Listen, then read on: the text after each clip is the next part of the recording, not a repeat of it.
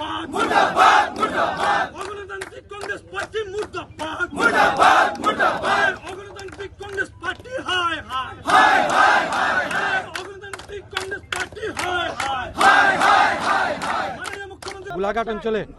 মাননীয় মুখ্যমন্ত্রীর কনভয়ের উপর আক্রমণ হয়েছে।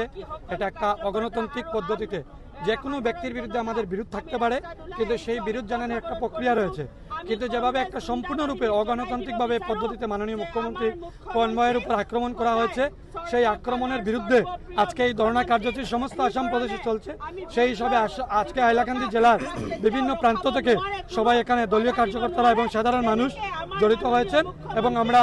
এই যে কংগ্রেসের গুন্ডা বাহিনী যে কার্যকর করেছে তার বিরুদ্ধে প্রতিবাদ ধর্মসূচি করেছে।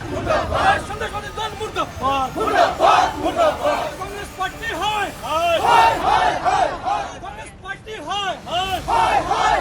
হায় কংগ্রেস পার্টি হায় হায় হায় হায় হায় মাননীয় মুখ্যমন্ত্রীর উপর আক্রমণকারী কংগ্রেস পার্টি হায় হায় হায় হায় হায়